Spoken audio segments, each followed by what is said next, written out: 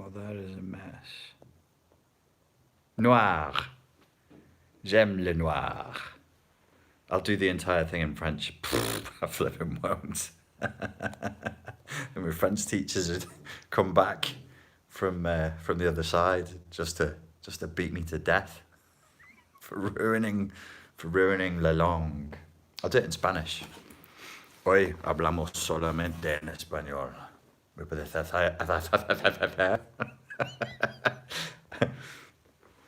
Pide las cuestiones en inglés que voy a repostar en español. How do I... Okay, sensible mode. All right. I am not fully in control of everything. Please hold. So, where I was going to start with is a question of putting a frame around things. So I'm 1 minute and 8 seconds in. I'm going to be frustrating people if I don't start delivering something soon. They'll be like, why am I watching this? It's occurred to me, well, two things occurred to me over the last couple of days. I just think at a very slow rate, and then when they come out, they are good thoughts. If I think them slower, the slower I think them, the better they are when they arrive. When we put a frame around something, I was talking last time a lot about narratives, and narratives are great. In creative writing, narratives are great. Falhas português. Sim. There you go. Falho. Boa noite. You're done. That's it. That's all you got. Sabes ou não sabes falar em português? Sim. Sei falar em português. I don't. When we put a narrative around something, it's completely necessary. It's like the issue of prejudice. Prejudice and prejudgment are a natural systemic function. You must prejudge scenarios in order to drive, in order to walk, in order to brush your teeth. You're running on maps, programs that pre-exist. And so prejudgment is necessary, and prejudgment is natural. The over-application of any cognitive bias or logical fallacy is, of course, going to lead to trouble. So philosophically, we need to guard against prejudice, not seek to stamp it out. That's not a useful philosophical mode. Some things that we do that are daft have a purpose, but if they're overdone, then they become troublesome. Hello, Ancient Lantern. Thank you for moderating for me. You're very kind. Te quiero, Richard, mi corazón. Ay, mi corazonito. Te quiero tanto. Jeff says, bias is the natural inclination of the mind to say you know the negative truth.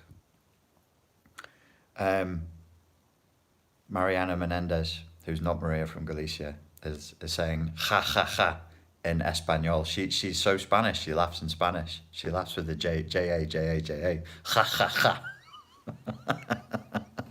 That's how you know you're Spanish, when you ha ha ha. In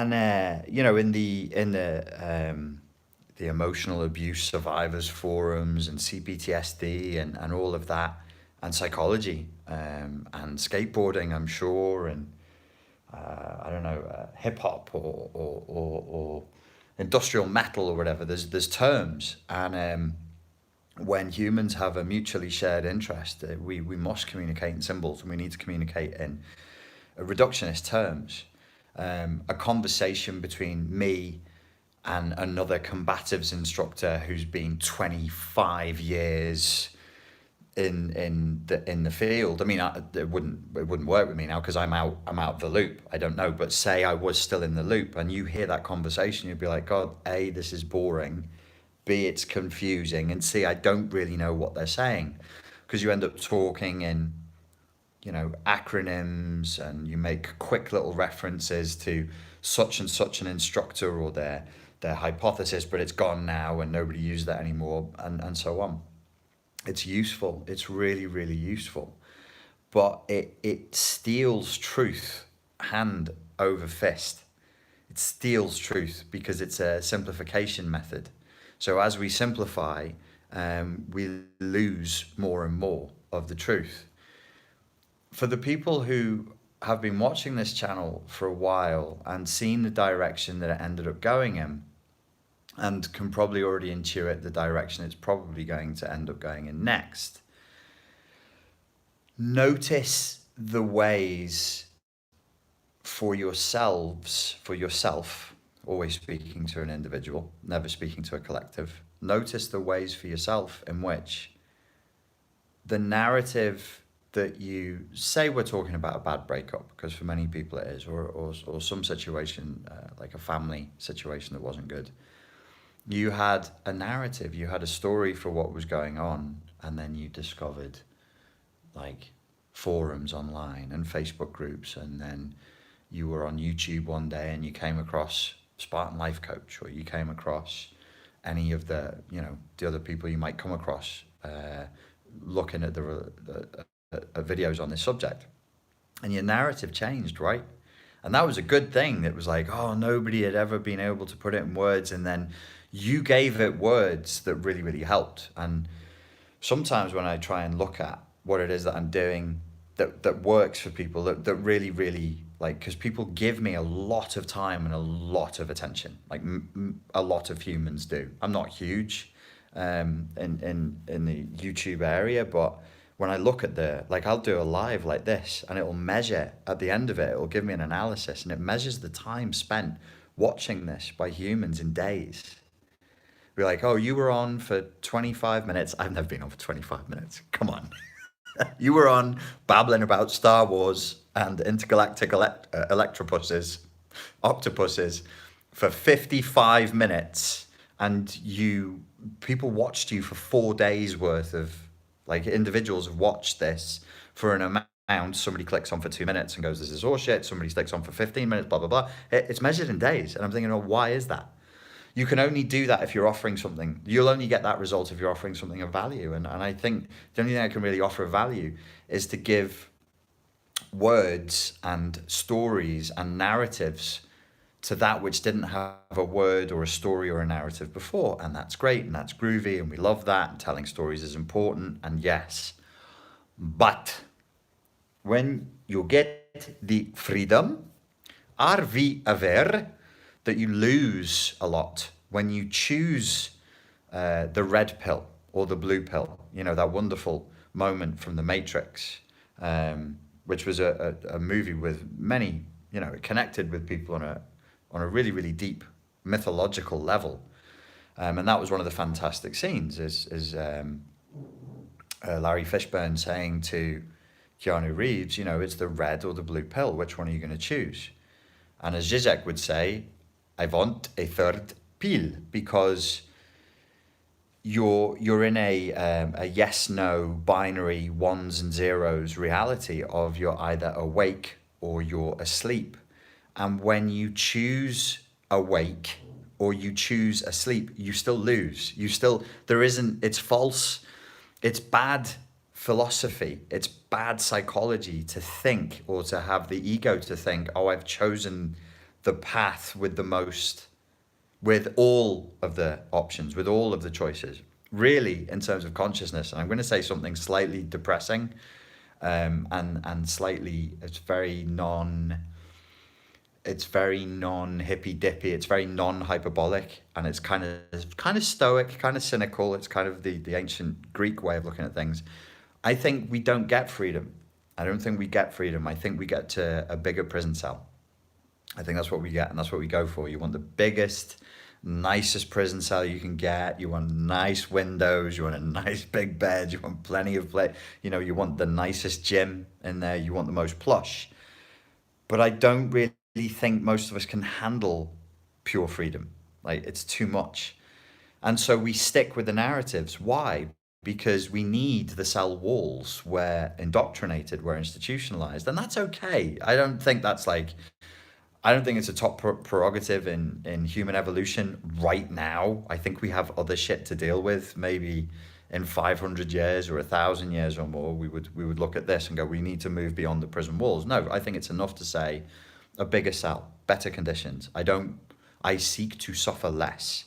So you have like cynic, stoic, um, more like the Cynic Stoic Greek philosophy, and then you have that Eastern, where that plugs into the Eastern Buddhist philosophy, which was all around dukkha, Dhukka, and it wasn't, hey, follow Buddha because we're going to show you how to get a really big yacht, and if you believe in having a really big yacht, say I.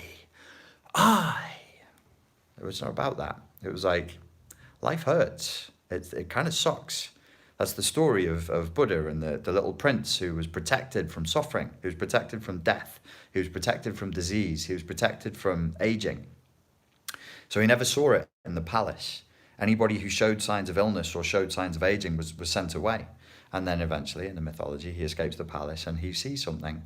And he realizes that people suffer, that animals suffer, that everything that can live and has consciousness becomes aware of loss and becomes aware of suffering. So we just seek to reduce the suffering. Now, when we choose a narrative, even if it's a better narrative, don't think it's the truth. Don't mistake a narrative for the truth. And narratives are good. Choose a bigger cell.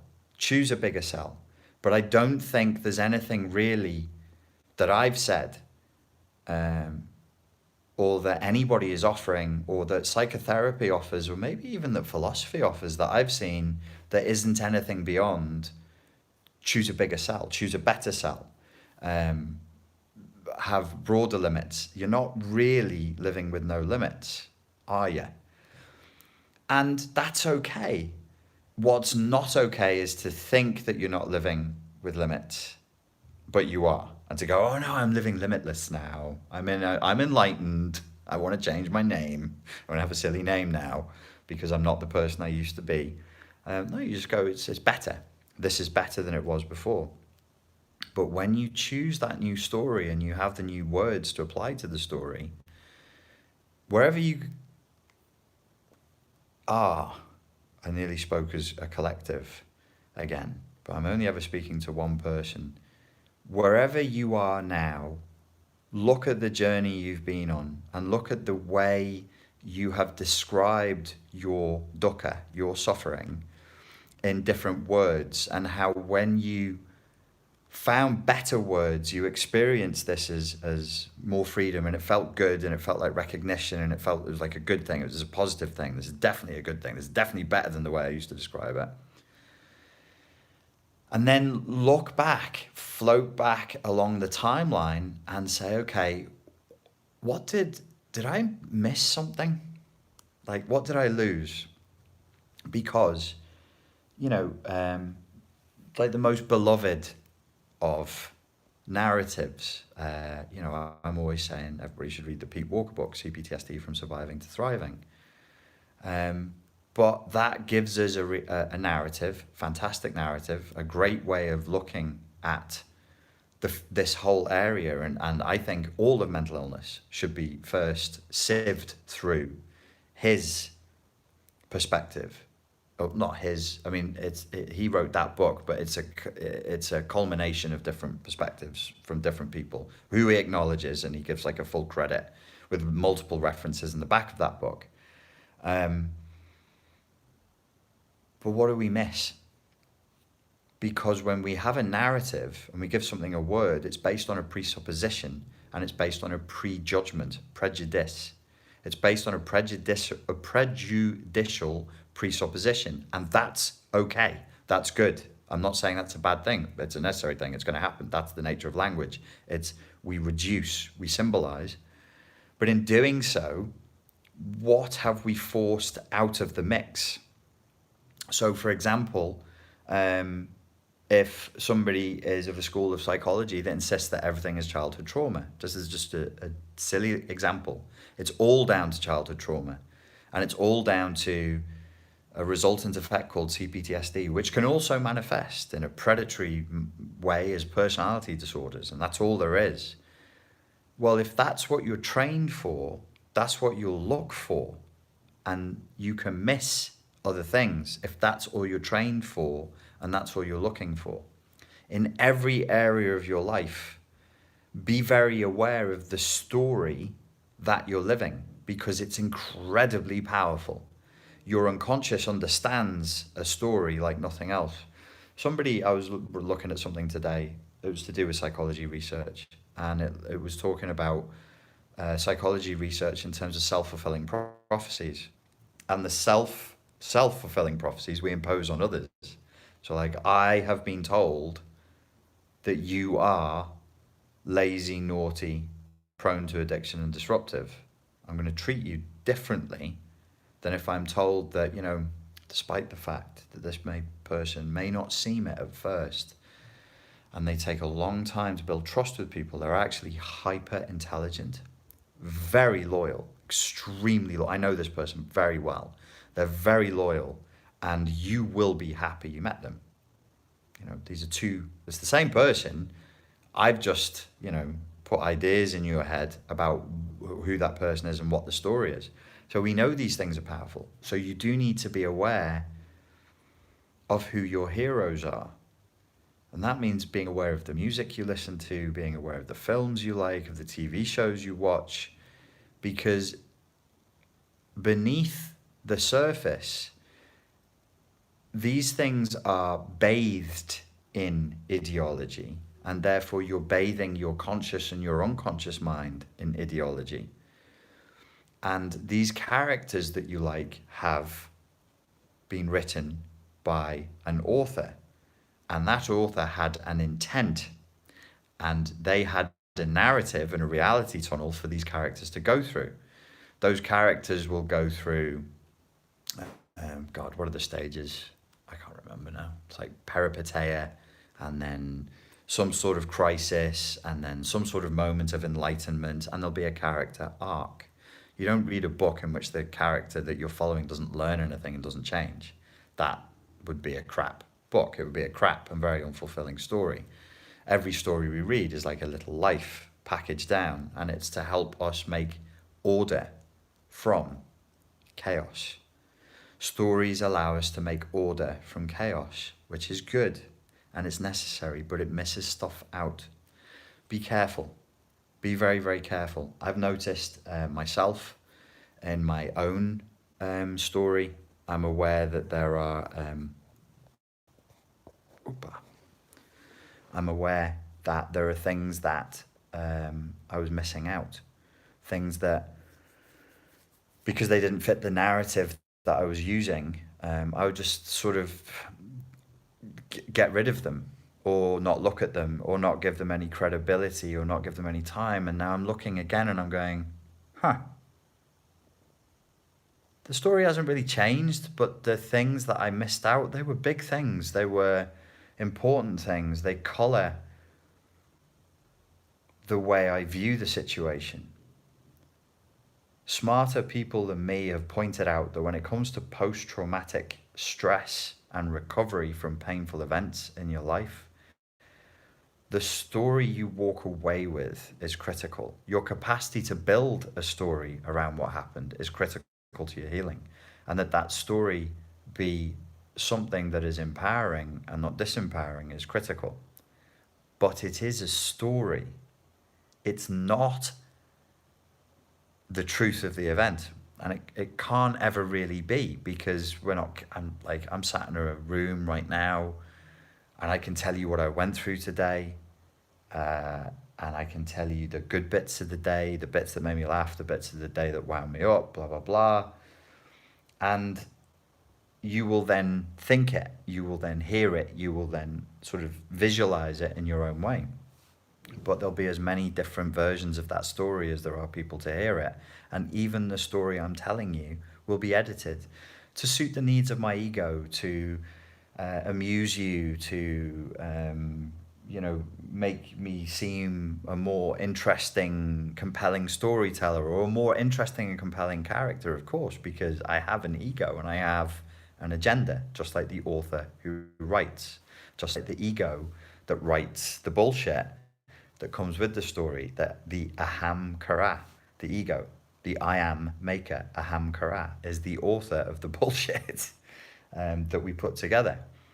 The bullshit, the BS, the belief system is necessary, and it's important that we create some sort of version of reality that serves us rather than hurts us.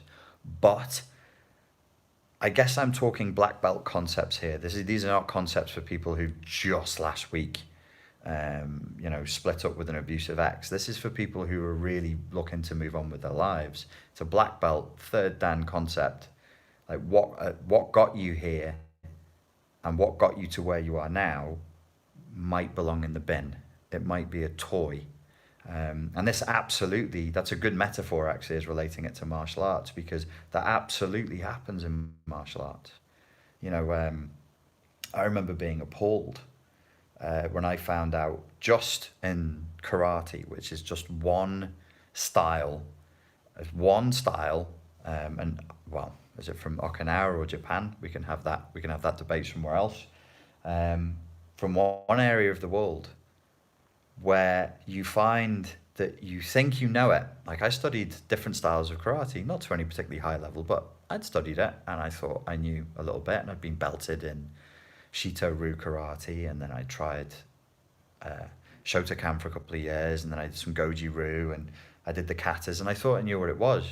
I remember one day a black belt telling me that all the katas and all the forms, the katas, the moves you see the guys and girls doing, where they walk up and down in lines and they're going hi-ya, ha, ha, and they're chopping into the air, they're all to be thrown away. They're all to be thrown away. That's just the mold that makes you until you get your black belt. And then when you finally get your black belt, then you start to learn, because you're no longer modeling other people's movements. From that point on, you're supposed to be creating your own methodology. You're supposed to be creating your own style. And that's very, very important. So the toys then need to be thrown away. Even if they really helped you, even if they saved you, that which saved you in the beginning might now be holding you back, because it might be something that you've just gotten stuck on. And that's critical. That's really, really critical to think about the elements of the ego story. They're all ego stories, all of them. All of them. When we're talking about people with personality disorders building narratives that are based on blaming and shaming and projective identification and all that, don't get confused. Like, that's what humans do. They're just taking it to an extreme level and making it very predatory.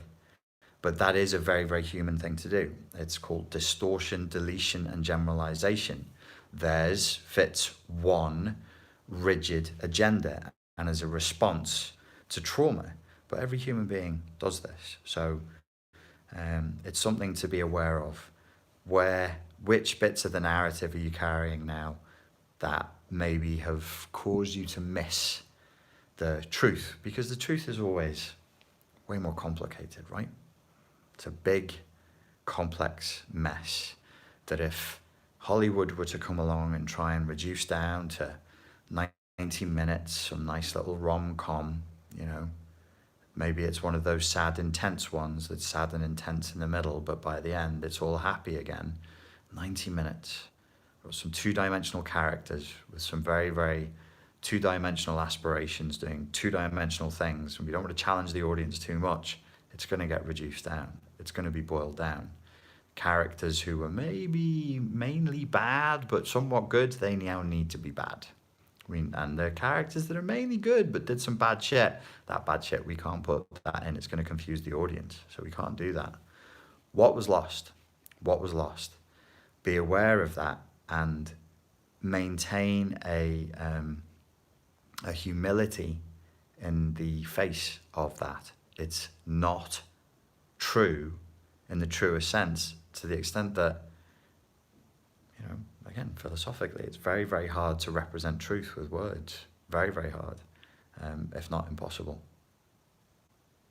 Okay, if anybody's got any questions, now's the time to ask. If they're single statements with a question mark at the end, that would be the easiest thing for me. How do I get my black belt in recovery? I think it's going to be as unique a process to you as who you are. I would always start with studying the CPTSD, find out what your predominant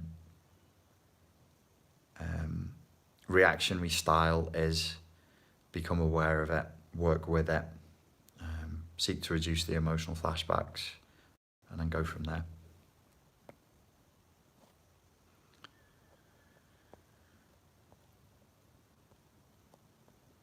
What happens when the trauma bond breaks? Can you describe that? Nothing really, nothing, and it's quite pleasant. Where there was pain and confusion and an obsessive need to go back and replay the past, there's just a pleasant neutral space where you can start making other plans and doing other stuff. Like the trauma bond, the whole key to the trauma, like it's called How to Break the Trauma Bond, but I'm an obtuse and pedantic person, and this is explained within the course. Part of breaking the trauma bond, quote unquote, and part of the course is to understand and bring you to a place where I say the trauma bond doesn't really exist. It's actually buying into the trauma bond is part of what is keeping you probably in what is more precisely described as an obsessive compulsive cycle where you're doing something like repetition compulsion, but just in your memories, trying to solve the puzzle of where love broke or went wrong. But you're focused on your ex-partner, where usually your focus would probably be better on where that attachment style came from in its origins, which might be childhood or could be a series of relationships throughout adolescence and young adulthood, or it could be an intensely traumatic relationship in full-blown adulthood that was so intensely traumatic it reduced you to an infantile state. So as far as I know, and please, anybody, feel free to correct me in the comments, I think it was me that popularized the term trauma bond in this area of talking about emotionally abusive relationships. And I think it goes back to a video that I did back in 2009, talking about why Rihanna got back with Chris Brown, not for this channel, for Street Fight Secrets, for another channel, because obviously I was teaching women self-defense for years, and I had female instructors who worked exclusively with women, and this is one of the questions that would come up, and nobody really had a good answer. So we looked at that. That kept it round. I nicked it from people who worked with cults, worked in cult psychology. It must have been right because, or it must have been a good fit, because it's been taken up in the emotional abuse survival networks. But you know, in some senses, I kind of regret it because I gave a pithy little describing word. It's 2 words that describes a whole complex series of things that goes on for an individual phenomenologically, and it sort of nominalizes it and makes it frozen and solid. And it people resonated with it. They went, oh, that's what it is. And then, 9-10 years later, in 2019, I ended up developing a course, and in that course I teach that you actually have to stop talking about it as a trauma bond and thinking about it as like, bonds in a chain or something, because that isn't what it is.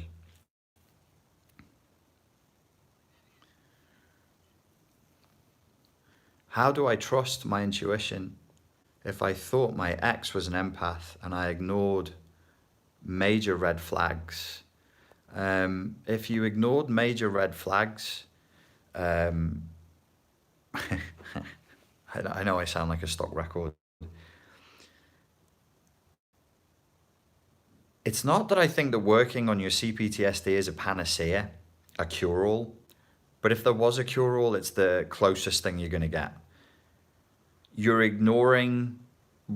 We ignore red flags when we are in the grip of ongoing, cascading emotional flashbacks that are hyper normalized such that we just experience that as our baseline emotional state. For reasons that I've explained elsewhere, and I don't really want to get too into the technicalities of it here, what binds us in emotionally abusive relationships, what stops us from leaving long after we know that we should have left, and what binds us, I'm saying these words slower for the non-English speakers when English isn't your first language. So what binds us in the relationship, what keeps us there for longer than we should have been, and what blinds us in the beginning are the emotional flashbacks. There's a course I did called Managing Communication with a Narcissist, where I get into that deeper.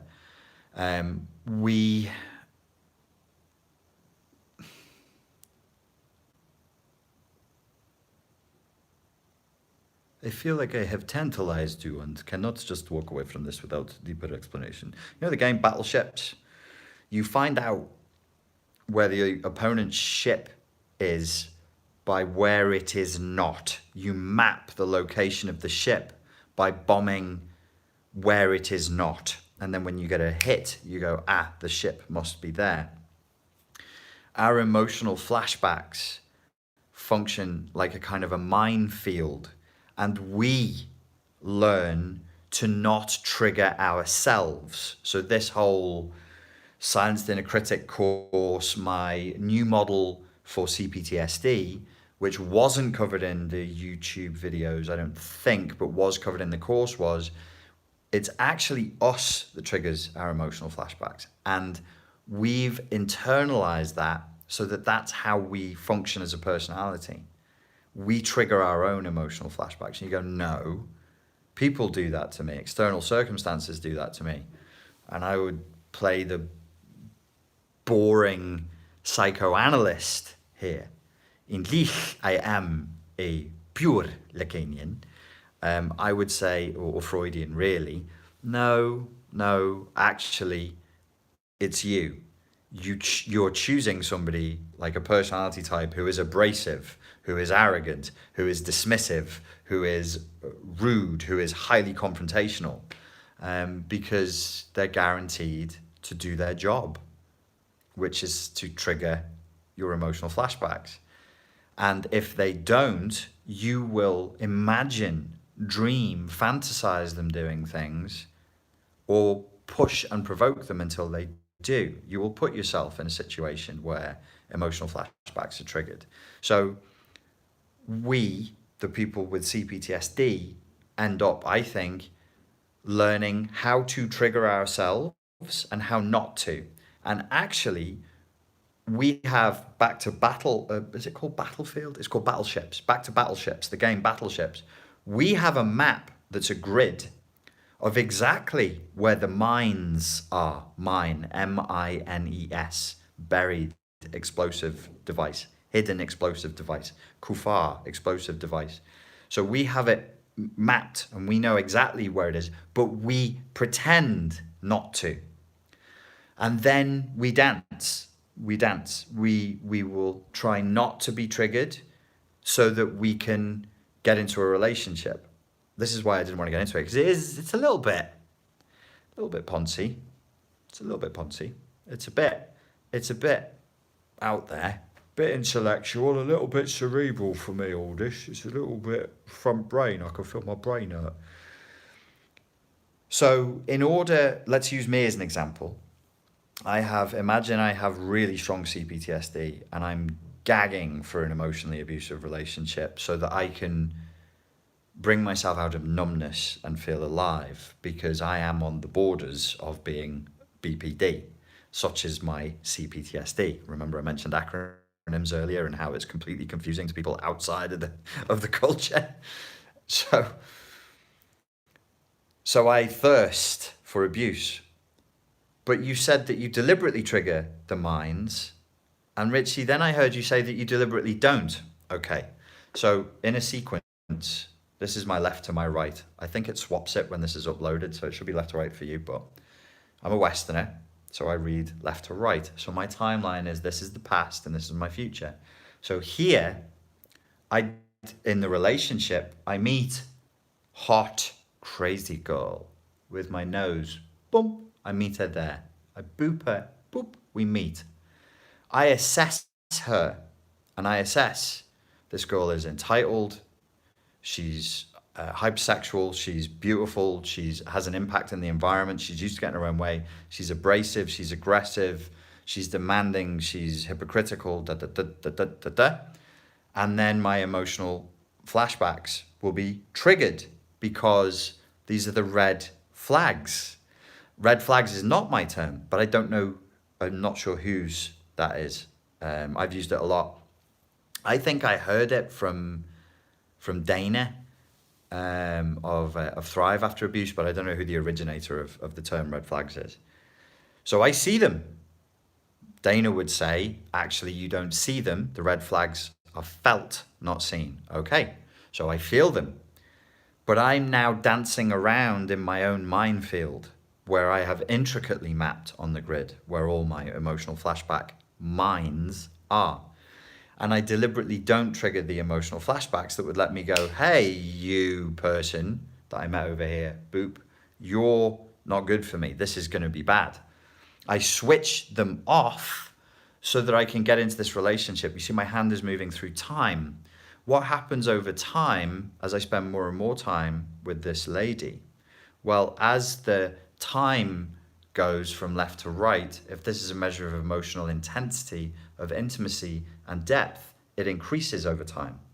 So I switch off the emotional flashbacks and the red flags in order to generate intimacy, so I can play this game like, I can't see how rude and abusive and obnoxious you are. I can't. You're lovely, you're lovely, you're lovely. That's the game I'm going to play.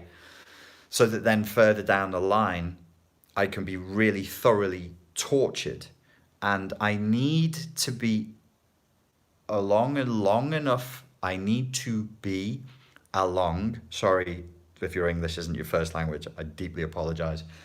I need to be a lot further along, long enough on my timeline that I'm extremely deeply and intimately involved with this person so that I can recreate my, what the psychoanalyst would call the primary object abandonment trauma.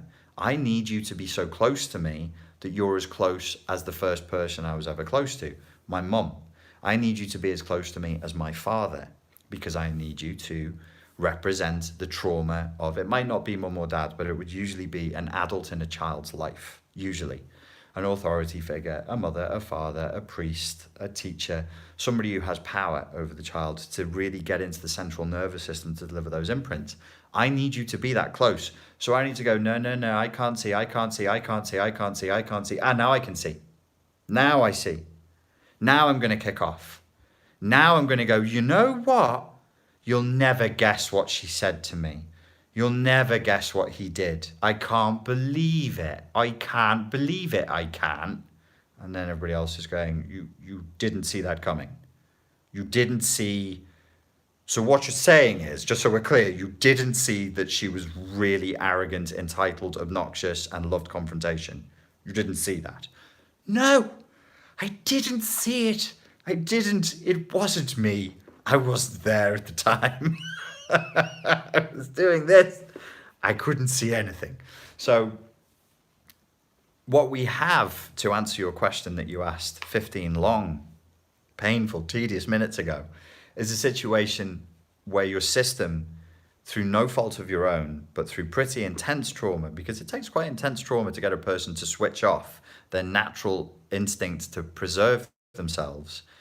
And what you did, sir, person who asked the question, I am reasonably sure, is you got involved with a person who was dangerous and who really hurt you, which is dangerous and is not in line with self-preservation. But you did it because you needed to relive love as betrayal, love as pain, love as abandonment. Needed is a dodgy word to use there, but I won't labour the point. I'm sure everybody watching this understands what I'm saying. So we are playing a game with ourselves. Now, you don't want this to happen again. So what must one do? One must realize that this is what has been done, that the game has been played in this way so that you can experience a certain situation. You have a system, your system, your central nervous system, your emotional system, your intuitive system, your thinking system, is parts of it are completely switched off. They're completely dormant, completely inactive. And that lack of activity systemically has an impact on every other part of the engine. Because if I switch off one part of the engine is, it's in some sort of symbiotic, cybernetic, balanced state. And if I switch off one part of it, then everything else is going to be impacted by it. So our job is nothing less than to switch all parts of the engine back on. Little bit difficult because everybody's engine is intricately and nuancedly different to everybody else's. But I usually speak to generally speaking, especially nowadays, I speak to larger groups of people rather than individuals. So I rely on principles. So my principle is to say to you, even though the two don't seem to be related, if you really don't want to get caught in the future and not re-experience the situation of missing blatant red flags that you look back on now and go, what the hell was I thinking? You must work to stop your emotional flashbacks. Yes, I am a stock record. You must reduce the frequency and the intensity of the emotional flashbacks. There's a free course on my website that lets you do that. You just sign up on the front page of Spartan Life Coach, you put in your email, and then you get a course on how to do that. It says it's called Stop Emotional Flashbacks. If you work with it for 2 to 4 weeks, you will reduce the intensity and the frequency with a view, hopefully one day, to stopping them completely. The second thing that you should do is you should seek, Jesus Christ, you should seek to develop your emotional literacy. Miss Money Penny. So how do you do that? I have a course that teaches you how to develop your emotional literacy, but there are other courses, there are other exercises online. You explore how you feel and you become more emotionally literate whilst reducing the emotional flashbacks, and you permit yourself to feel what it is that you're feeling. Because, and don't be in denial about this, do not be in denial about this. You asked me a question, which was, how do I make sure I see the red flags instead of ignore them in the future? And I then say, you must become au fait. You must become in daily parlance with your emotions to the fullest. And then usually the ego would say, no, I don't want that. I don't want that answer. That answer sucks. I wanted an NLP trick that meant I wouldn't have to do that. But we're using jargon to talk. We're using the lingo. So you said, how do I make sure I see the red flags in the future? And what I hear, and this is me to me, like in the memes with Kermit the Frog, where Kermit speaks to Kermit, and one Kermit has like a Darth Vader hood, and the good Kermit says, I'll do this, and then the dark Kermit tells him to do something else. So this is me to me first. I was the first person who needed to learn this before I taught anybody else. What you actually asked me is more like asking, I could see a crocodile with teeth that was evolved for biting things. It's been evolved for millions of years. The one thing that crocodile does real fucking well is hang around water and then bite shit and roll. It bites and rolls. That's what it's evolved to do. And you know what I did? Funny story. I put my whole fucking arm in that entity's mouth. And do you want to know what that entity did? That entity that evolved for millions and millions of years to do one thing, which is to bite down really hard and then roll so that it would break my arm and twist it out the socket. It, believe this or not, it bit down really hard and then it rolled. And it broke my fucking arm and pulled my shoulder out the fucking socket. That's what you just said, in other words. But I said that first. I said to me, like, well, okay, so what are the red flags of narcissistic abuse? What are it? The person's an asshole. They're a dick. They're sat in front of you, telling the environment, in thought, in word, in deed, I am an asshole. And you ignored it all. You ignored it all. And then you're saying to me, how can I see the red flags? And basically I would reinterpret and say, well, how do I see what's in front of me? And then I would ask, as philosophically, what's the question there? Why would I not see that which is in front of me? Why would I think it's a good idea to shove my hand in a fucking crocodile's mouth? And I still have people in my life right now who do this, who I know, who say, look, this is a crocodile. And I go, yeah, that's one of the biggest crocs I've ever seen. There are crocodile hunters who come and look at that because it's such a big croc. What are you going to do? I'm going to put my hand in its mouth and see what happens. And I go, I wouldn't do that. I'm pretty sure I know what's going to happen. I'm pretty sure I know what's going to happen. I'd toddle off, walk over the hill and just listen to their screams. It's got me fucking arm. Well, that's what it'll do. So yeah, the I'm joking with you, but it's a very serious question, really, which is, how do I see which is right in front of me? How do I see that which is right in front of me and then act appropriately, rather than overcome this insane compulsion to do something that I know is dangerous? Why am I attracted to the danger? Why do I want my arm broken? Have you ever seen, I don't like gory videos of real life stuff at all, which is, I was involved in martial arts for years. Blood, no problem. No problem at all. But if a limb is dislocated, I am extremely upset. I'm inordinately upset. And I've seen, I came across it somewhere online one day, somebody getting rolled. It's not pretty. It's not pretty at all, because the structure of the human body is just not up to, like, the hands, the arms, all of this is quite delicate because it's meant to be very flexible and movable. It's not designed to be bitten down on. Oh no, it doesn't have much resistance at all. Similarly, your empathic, compassionate, people-pleasing emotional style is extremely sensitive, extremely intricate, and designed to match and pattern the precise needs of the other human being and to deliver them before the other person has even detected them. It's like a match made in hell. You're very sensitive, they're very rough. You're very soft, they're very predatory. So you definitely should stay away from them, and yet there's a compulsion to go forward. My personal hypothesis is this is a direct one of the elements of this is that systemically our emotions have become calcified. So in the calcification of our emotions, we just don't think and feel very well anymore. So yeah, if you're not thinking and feeling very fluidly anymore, then you will miss the so-called red flags in the early phases.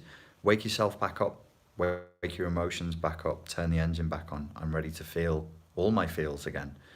And I'm ready to be an intelligent, present human animal that's aware of the dangers in the environment and is prepared to act appropriately, would be the statement.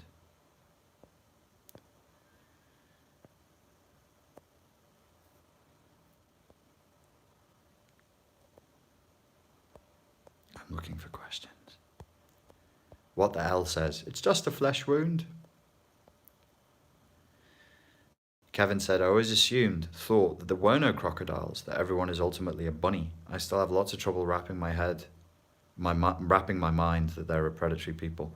I in the last few months decided to get back into yoga and to retreats and to meet people who are in the alternative medicine community again, because I just felt like everything had gotten a little bit weights and boxing and kickboxing and breaking necks, and I was like, I'm gonna go this other way. And it's hard for me to be around people who espouse philosophies like, if you do good, good will come your way. People are essentially good, karma will protect you, blah, blah, and so on. I mean, the people with predatory PDs must love when this kind of mythology is spread. No, there are bad people out there. Um, and we don't need to pathologize that. You could have a very simple slogan, which is to remember dickheads absolutely exist in the world. And they're a full spectrum. There's full spectrum dickheads, full spectrum. All different shapes, sizes, backgrounds. It's pan-gender, pan-racial, pan-national. It's really beautiful to see the unification of humanity in the realm of fucking dickheadery.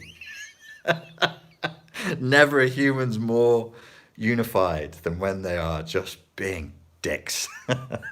So yeah, no, it's good to remember that there are bad people around, and not just having to go at the alternatives and the hippies and the yogics, because I like all that. I think it's great, but you need to keep your edge, right?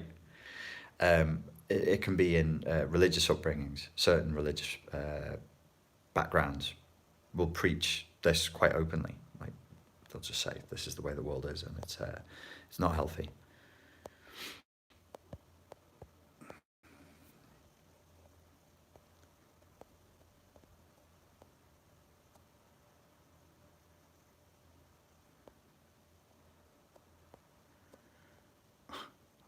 Arlene says, OMG Richie, amazingly well said. Crocodile analogy. I've got my arm in that mouth right now. Well, you pull it out. Vanda says, but what if I see this and don't want this anymore? How do I get interested in other guys? I seem to like Sherlock's. You've got to work on your emotional literacy, and you've got to reduce your emotional flashbacks. You probably need to grieve something that has not yet been grieved.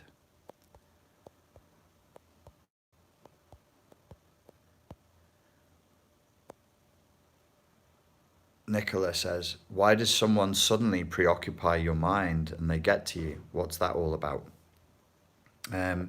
They don't really just suddenly get to you and suddenly preoccupy your mind. You're experiencing that, or you're living that story. But if you look again, you'll see that there is a symbology here that goes back to your personal ancient history that this person fits into. And it's highly likely that you're engaging in some kind of repetition compulsion. And listen, it doesn't mean anything as dumb or as literal as, oh, this new guy, he kind of looks like my dad, and my dad abandoned us when I was 10. It can just be trauma itself. If you have a guy in your life and suddenly you find him really compelling, it might just be that he's rude and obnoxious and confrontational and causes your adrenaline to surge. That could be, it could be that. We don't want to look for riddles where there are none. You don't want to make something complicated or pathologize it where it could actually be quite simple. Yeah, and somebody else asking a very similar question. Ashley asks, please, why did I empathize with a date that was verbally abusive to me rather than becoming angry? Thank you. Usually training. Usually emotional calcification. When I say training, I mean slave training. Like, you were trained in childhood to think that was normal and okay, probably by a parental figure. Why are you going on about the hand tearing? Ouch, it's called a pattern interrupt, Maria. You will remember. See, if you experienced somebody who was charming, interesting, but a bit of a dick as traumatic instantly as a hand tear, you would pull back. It's that we don't. It's the slow boiled frog effect. If it was actually a crocodile, everything in you would just be like, okay, I need to not be close to that thing. That's probably like a genetic memory, just like, don't go near. That thing is definitely gonna fuck something up. So it's to try to, in storytelling terms, to try and build a neural association between red flags and extreme trauma that's immediate and painful and dangerous. See how I put ideas in your head? Isn't that gaslighting? Extra Dimension says lobster. How dare you? How dare you with your lobsters, with your vile crustaceans. Since working on my CPTSD, I seem to have become less accepting and pretty intolerant. That doesn't sound good. Have swung from being the sweet, accepting diplomat. Whoa. Hey, get back here. Sweet, accepting diplomat to super bitch at times. Does this stabilize in time? I don't know how you're working on your CPTSD. That sounds, it sounds, and I don't know you, so I don't know your situation. You've either adapted to an abusive relationship abusively, so you've been bitten and you're a little bit poisoned, so you need to watch out for that, because where we see ourselves responding with aggression and shaming and manipulation and hostility where we wouldn't have done before, no, that's not balancing. That I would, in my own case, I see that as having been bitten. I've basically been poisoned. It's no big deal. Like, you can get rid of it because it's not in the core of who you are. The other option is that the method that you're using for, like you just said, working with your CPTSD, but it doesn't tell me what you were doing. If you weren't working to reduce your emotional flashbacks, then you might be shifting one traumatic response for another, which is what I did for years. So because I didn't understand, I didn't know what the hell CPTSD was. But for years, I just shifted from fawning and freezing to fight. I had a whole business enterprise that did nothing else but that, really, in its essence. It was called streetfightsecrets.com, and it's the precursor to Spartan Life Coach. And I became known in that community more for psychology techniques than physical techniques, and people loved it. But all I did was train them from a fawn freeze response to a fight response. That's not balanced. It's not good. It's still a it's what I would consider a non. It's a non-sane response. It's still it's a neurotic response. So maybe review the method that you're looking at for working on your CPTSD. Please come back to emotional literacy and working on reducing the emotional flashbacks. And be careful. I don't know if you're still in contact with somebody who was this way inclined, or if you've recently separated from them, but it's quite normal, or typical rather, for most of us to go through a period where we notice a bit of nastiness in ourselves. We become a bit hostile. It's one of the things I think happens with celebrities over the years, where they seem to get a bit nasty. I think they get into contact with some bad members of the public. They have bad experiences with journalists who are somewhere on the spectrum. They get bitten, and then they get a little bit infected. But because they don't know how to deal with it, they can end up like covering it up with drugs, alcohol. But it is actually a kind of infection.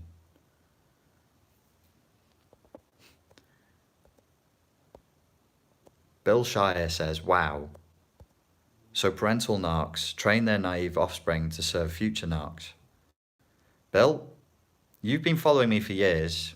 I made that point years ago. I feel like I've let you down. If you just realize that now, this was a key point that maybe it's one of these things where I'm like, oh, I've done a video on that. I'm never going to mention it ever again. But yeah, absolutely. Narcissistic parents train their children to be the servants of future narcissists. 100%. Maybe I should have mentioned this a few times more. What the L says, do you know if adding CPTSD to the DSM is being considered? I don't. I believe it's going in the World Health Organization manual though. I'm in the US. I'm curious if CPTSD is taken more seriously in the UK. I'm not the person to ask. I mean, I'm not really plugged in to the academic world, or I have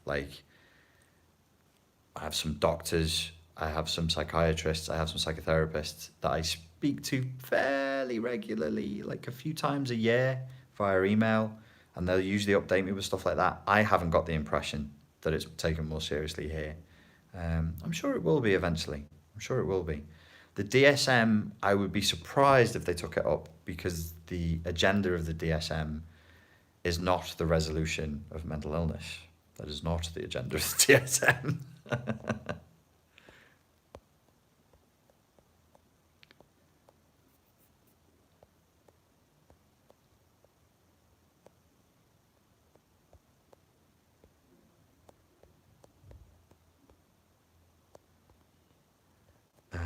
Oops. I keep touching the wrong buttons. Can there be two crocodiles in a relationship, says Arlene. Oh, I love that question. Yes. Yes, of course. There frequently is. There frequently are. There frequently is are. Yeah. Absolutely, they can. Was Zach Morris a narcissist? I don't know who Zach Morris is or was. Sorry.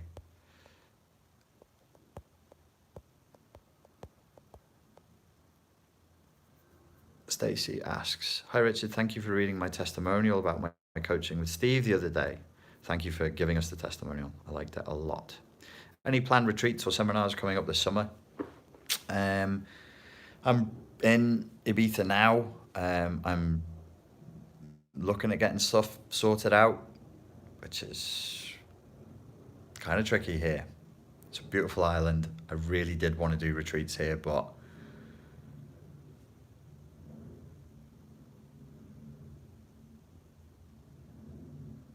I don't want to say it's like everybody here is on drugs, because that's stupid and prejudicial, and you shouldn't say it.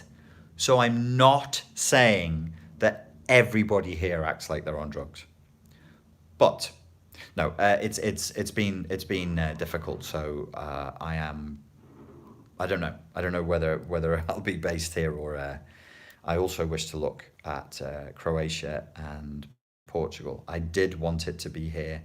I'm not sure if I don't know if the sensible levels are slightly too low. I mean, I like having a laugh, I like messing around, but things like dates, times, getting people from the airport, feeding people, I don't play with that stuff so much. Like, it needs to be done on time, and I'm just not getting the feeling here like people are going to be reliable. We'll see. As soon as retreats are planned, I will let everybody know through the channel or on the mailing list. Portugal and mainland Spain are looking more likely. As I say, I'm very interested in looking at Croatia as well. At this point, Ibiza, I love you. I've tried, but good Lord, there's only so much patience a man has. Okay, I'm going to take one more question, and then I will be off ski. Oh dear, I went low contact. Madonna is in Portugal. I don't want to go there. There's celebrities everywhere, though, isn't there?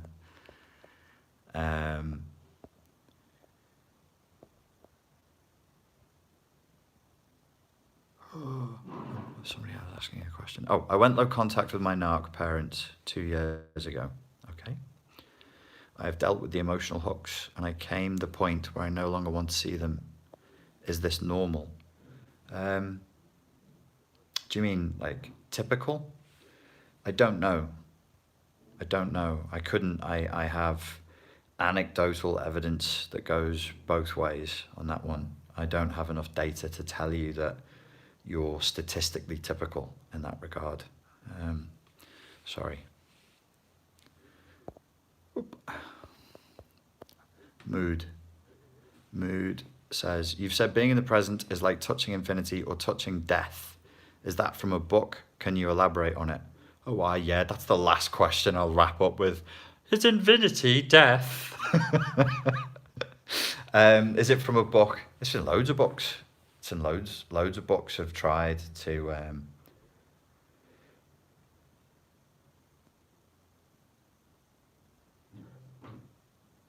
loads of poems, a lot of films have tried to encapsulate or point to a quality of timelessness. And there's different teachers. I think Eckhart Tolle has spoken about it a lot. Certainly many teachers over the centuries in the Zen tradition have been fastidious in trying not to talk about it too much, which would add content, but in trying to point to it and to help people to experience it. So yeah, I'm sure there's plenty of books. If people are interested and passionate about it, feel free to write them in the comments after the video is uploaded so we can all have a look. Eckhart Tolle, definitely.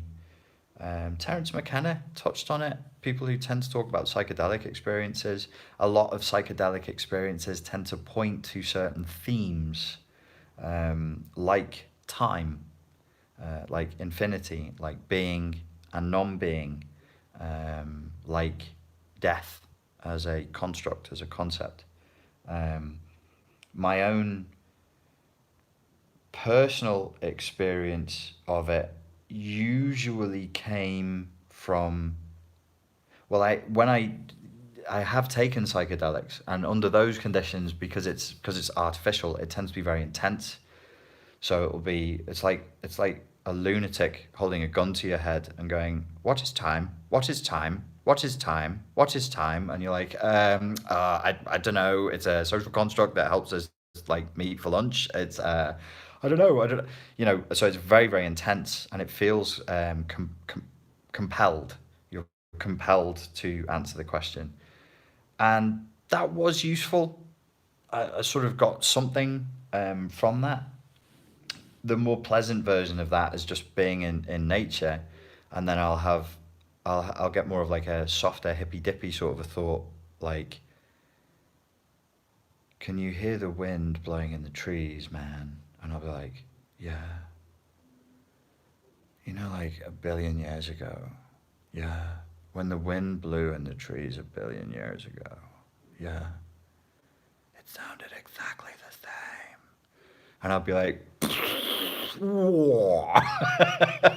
that shit will blow my mind if I'm in the mood for it. If I'm not, I'll be like, so I don't care. But if I'm in a different state of consciousness, I'll just be like, that is really wild. That's wow. You know, it's incredible. The sound of waves. You know, if you go down to the beach and there's nobody there and you listen to the waves, that exact sound, that exact pitch, that exact motion, that exact phenomena has been there for billions of years, totally unchanged. If we stuck you in a time machine and went back 1 billion years ago and put you in the same place in similar circumstances, apart from the rock formations being different, everything would look the same. Everything would look exactly the same. Or if you sit and you get a clear night and you look at the stars and you try and figure out how far away they are, what the distances are, how old everything is, like you're looking at the flickering. You look at a star, you choose a star, and it goes, oh, it's a bit blue. Now it's gone red. Now it's gone white. Red, red, blue, blue, white, white, blue, blue, red, red, red, red, red, blue, blue, white, white. And that specific Morse code that it's bleeping at you, red, red, blue, blue, white, white, it's not Morse code, it's not bleeping at you, it's total illusion. I'm making it up. But that specific sequence only ever happens once.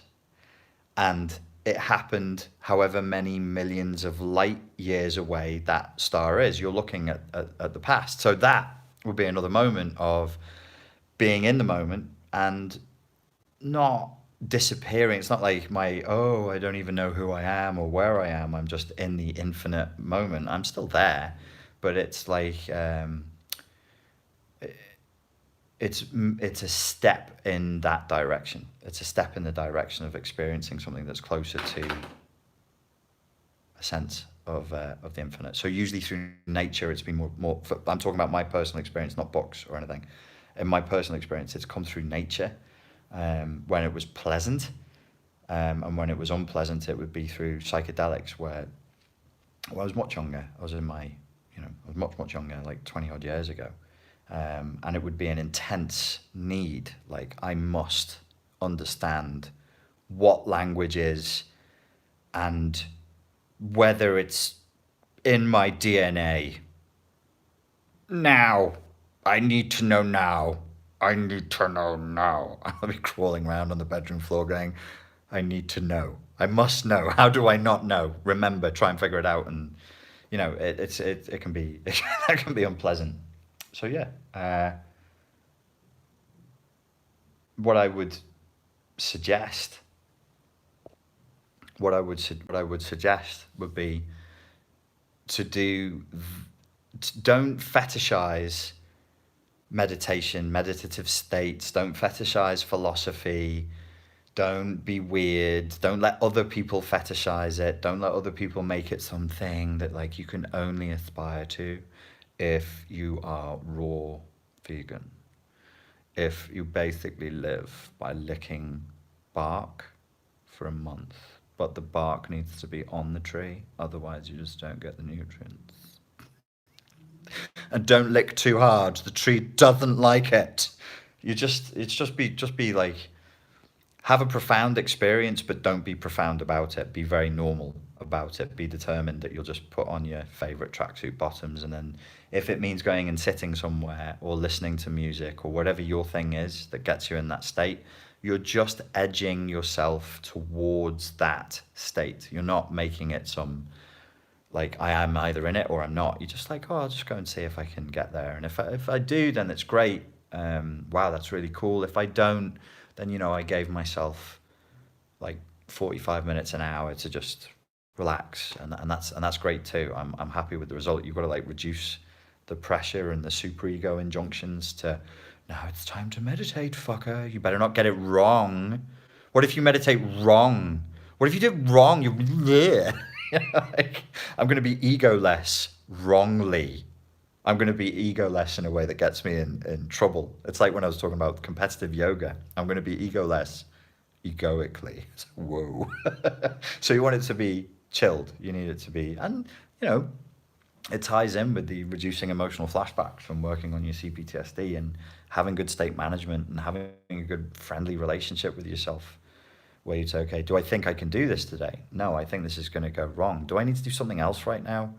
Do I actually just need to watch TV? Do I need to go and talk to a friend? Do I need to, okay, then I'll do that. Don't set yourself up for like, because I did when I was younger. I would set myself up for trauma and I'd be like, I can't attain, Miyamoto Musashi said I should be meditating for this much time. I can't do it. It's like, wow, you can't fucking meditate like a 16th century Japanese samurai.